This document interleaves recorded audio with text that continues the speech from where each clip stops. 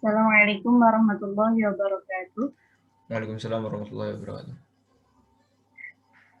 Kami dari kelompok 10 ingin mempresentasikan hasil diskusi dari sebuah topik yang berjudul konseling psikologi dan terapi psikologi dengan kelompok Salma Pamela Nur, Salsabila Azki Qurani, saya sendiri, Muhammad Panji Putra, Zabdan Bayu Nur, dan yang terakhir Santi. Next. Yep. Oke. Pasal 71, yaitu batasan umum. Yang pertama, konseling psikologi adalah kegiatan yang dilakukan untuk membantu mengatasi masalah psikologis yang berfokus pada aktivitas preventif dan pengembangan potensi positif yang dimiliki dengan menggunakan prosedur berdasarkan teori yang relevan. Istilah untuk subjek yang menjalani layanan konseling psikologi adalah klien. Konseling psikologi dapat dilakukan untuk menyelesaikan masalah pendidikan, perkembangan manusia, ataupun pekerjaan, baik secara individual maupun kelompok. Orang yang menjalankan konseling psikologi disebut konselor. Yang kedua, terapi psikologi adalah kegiatan yang dilakukan untuk penyembuhan dari gangguan psikologis atau masalah kepribadian dengan menggunakan prosedur baku berdasarkan teori yang relevan dengan ilmu psikoterapi. Istilah untuk subjek yang menjalani layanan terapi psikologi adalah klien. Terapi psikologi disebut psikoterapi. Terapi psikologi dapat dilakukan di kelompok. Yang menjalani terapi psikologi disebut psikoterapis. Next. Pasal 72. Kualifikasi konselor dan psikoterapis. Yang pertama, konselor atau psikoterapis adalah seseorang yang memiliki kompetensi dan kualifikasi untuk menjalankan konseling psikologi atau terapi psikologi yang akan dilaksanakan secara mandiri dan atau masih dalam supervisi untuk melaksanakannya sesuai dengan kaidah pelaksanaan konseling psikologi atau psikoterapi tersebut. Mengutamakan dasar-dasar profesional. Memberikan layanan konseling atau terapi kepada semua pihak yang membutuhkan. Mampu bertanggung jawab untuk menghindari dampak buruk akibat proses konseling atau terapi yang dilaksanakannya terhadap klien. Yang kedua, dimaksud dengan sikap profesional adalah senantiasa mengandalkan pada pengetahuan yang bersifat dan bukti-bukti empiris tentang keberhasilan suatu konseling atau terapi. Bertanggung jawab dan senantiasa memperhatikan dan meningkatkan derajat kompetensinya dalam menjalankan praktik psikologi. Next. Pasal 73. Informed consent dalam konseling dan terapi. Yang pertama, konselor atau psikoterapis wajib menghargai guna layanan psikologi untuk melibatkan diri atau tidak melibatkan diri dalam proses konseling psikologi atau psikoterapi sesuai dengan azas kesediaan. Oleh karena itu, sebelum konseling atau psikoterapi dilaksanakan, konselor atau psikoterapis perlu mendapatkan persetujuan tertulis atau informed consent dari orang yang menjalani layanan psikologis. Persetujuan tertulis ditandatangani oleh klien setelah mendapatkan informasi yang perlu diketahui terlebih dahulu. Kedua, isi dari informed consent dapat bervariasi tergantung pada jenis tindakan konseling psikologi atau psikologi yang akan dilaksanakan. Tetapi secara umum menunjukkan bahwa orang yang menjalani yang akan mendatangani informed consent tersebut memenuhi persyaratan sebagai berikut, yaitu mempunyai kemampuan untuk menyatakan persetujuan, telah diberi informasi yang signifikan mengenai prosedur konseling psikologi atau psikoterapi. Yang terakhir, persetujuan dinyatakan secara bebas dan tidak dipengaruhi dalam menyatakan persetujuannya. Next. Yang ketiga adalah informed consent didokumentasikan sesuai prosedur yang tetap. Hal-hal yang perlu diinformasikan sebelum persetujuan konseling atau terapi ditandatangani oleh orang yang akan menjalani konseling psikologi atau psikoterapi adalah sebagai berikut. Proses konseling psikologi atau psikoterapi, tujuan yang akan dicapai, biaya, keterlibatan pihak ketiga jika diperlukan, batasan kerahasiaan, dan memberikan kesempatan pada orang yang akan menjalani. Yang keempat, hal-hal yang berkaitan dengan sifat konseling psikologi atau psikoterapi, seperti kemungkinan adanya sifat tertentu yang dapat berkembang dari proses konseling atau terapi, risiko yang potensial muncul, psikoterapi lain sebagai alternatif dan kerelaan untuk berpartisipasi dalam proses konseling psikologi atau psikoterapi. Yang kelima, jika konselor atau terapis masih dalam pelatihan dan di bawah supervisi, hal ini perlu diberitahukan kepada orang yang akan menjalani konseling dan hal ini harus menjadi bagian dari prosedur informed consent. Next. Pasal 74. Konseling psikologi atau psikoterapi yang melibatkan pasangan atau keluarga.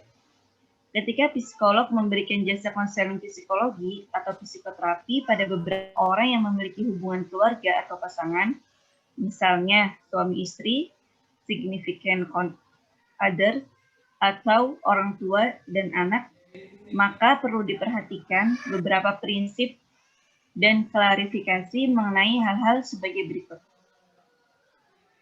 Siapa yang menjadi pengguna layanan psikolog tersebut, peran dan hubungan psikolog bagi masing-masing orang yang terlibat dan atau dilibatkan dalam proses terapi. Kemungkinan penggunaan layanan dan informasi yang diperoleh dari masing-masing orang atau keluarga yang terlibat dalam proses terapi dengan memperhatikan azas kerahasiaan. Lihat bab 5 buku kode etik tentang kerahasiaan. Dan terakhir, jika secara jelas psikolog harus bertindak dalam peran yang bertentangan, misal terapis keluarga dan kemudian menjadi saksi untuk salah satu pihak dalam kasus perceraian. Psikolog perlu mengambil langkah dalam menjelaskan atau memodifikasi atau menarik diri dari peran-peran yang ada secara tepat. Untuk lebih jelasnya, lihat pasal 16 tentang hubungan majemuk dan pasal 60 tentang peran majemuk dalam forensik. Buku selanjutnya akan dibacakan oleh teman saya, yaitu Panji. Ya, Assalamualaikum warahmatullahi wabarakatuh. Saya akan membacakan pasal 76 dan selanjutnya. Pasal 76, pemberian konseling psikologi, psikoterapi bagi yang menjalani konseling psikologi atau psikoterapi sebelumnya.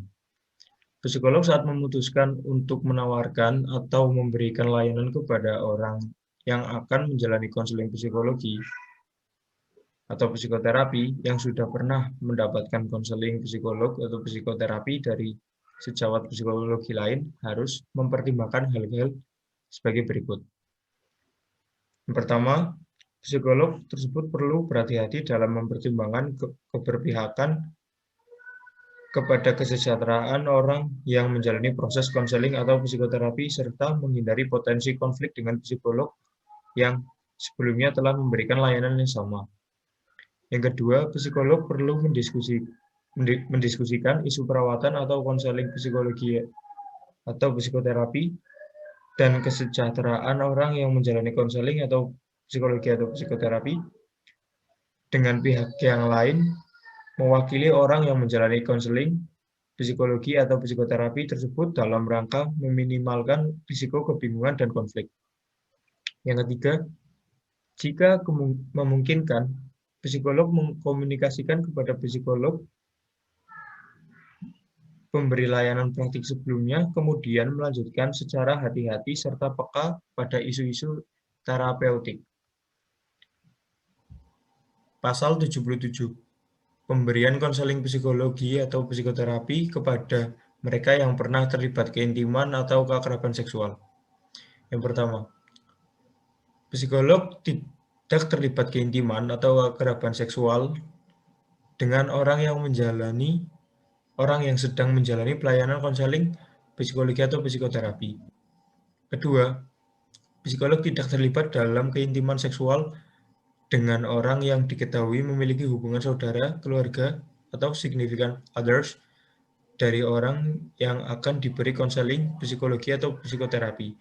Dan psikolog juga tidak diperkenankan mengakhiri konseling atau psikoterapi untuk alasan agar terlibat dalam keintiman atau keakraban dengan keluarga dan orang-orang signifikan lainnya. Yang ketiga, psikolog tidak menerima dan memberikan konseling psikologi atau psikoterapi bagi orang yang pernah terlibat keintiman atau keakraban seksual dengannya. Yang keempat, psikolog tidak terlibat keintiman atau keakraban seksual dengan mantan orang yang pernah diberi konseling psikologi atau psikoterapi. Setidaknya 2 tahun dari penghentian dan atau pengakhiran konseling psikologi atau psikoterapi, kecuali dalam situasi yang sangat tidak lazim. Ketidaklaziman tersebut harus dapat dipertanggungjawabkan sebagai hal yang tidak bersifat eksploitasi terhadap faktor-faktor yang relevan. Tetapi, hal-hal sebagai berikut. A. Sejumlah waktu telah berlalu sejak penghentian atau pengakhiran terapi. B. Sifat, jangka waktu, dan intensitas terapi. C. Situasi kondisi penghentian atau pengakhiran. D. Riwayat pribadi orang yang menjalani terapi. E. Status mental klien pada saat ini. F. Kemungkinan yang lebih buruk pada klien. G. Adanya kecerobohan, pernyataan atau tindakan psikolog selama berjalannya terapi yang mengundang kemungkinan terjadinya hubungan romantik atau seksual dengan orang yang sedang menjalani terapi. Pasal 78. Penjelasan singkat atau debriefing setelah konseling psikologi atau psikoterapi. Yang pertama, psikolog memberikan penjelasan singkat segera setelah selesai pemberian konseling atau terapi dalam bahasa yang sederhana dan istilah-istilah yang dipahami masyarakat, agar klien memperoleh informasi yang tepat tentang sifat, hasil, dan kesimpulan konseling atau terapi. Yang kedua, psikolog mengambil langkah-langkah yang tepat untuk mengurangi risiko atau bahaya jika dilakukan penundaan atau penahanan informasi tersebut. Yang ketiga, debriefing. Dalam konseling psikologi atau terapi dapat ditiadakan jika pada saat awal layanan telah dilakukan penjelasan tentang sifat dan kemungkinan hasil, sehingga psikolog dapat mengambil langkah tepat untuk meluruskan persepsi atau konsepsi keliru yang mungkin dimiliki klien. Yang keempat, jika psikolog menemukan bahwa prosedur konseling atau terapi telah memberikan dampak yang negatif pada klien, psikolog mengambil langkah tepat untuk meminimalkan dampak tersebut. Pasal 79. Penghentian sementara konseling psikologi atau psikoterapi. Psikolog saat menyepakati kontrak terapi dengan orang yang menjalani pemeriksaan psikologi sehingga terjadi hubungan profesional yang bersifat terapeutik, maka psikolog tersebut senantiasa berusaha menyiapkan langkah-langkah demi kesejahteraan orang yang menjalani terapi, termasuk apabila terjadi hal-hal yang terpaksa mengakibatkan terjadinya penghentian terapi dan pengalihan kepada sejawat psikologi lain sebagai rujukan. Hal tersebut dapat dilihat pada pasal 22 buku kode etik ini tentang pengalihan dan penghentian layanan psikologi. Pasal 80, penghentian psikologi atau psikoterapi. Yang pertama, psikolog wajib mengakhiri konseling ketika orang yang menjalani terapi sangat jelas sudah tidak membutuhkan lagi atau tidak memperoleh keuntungan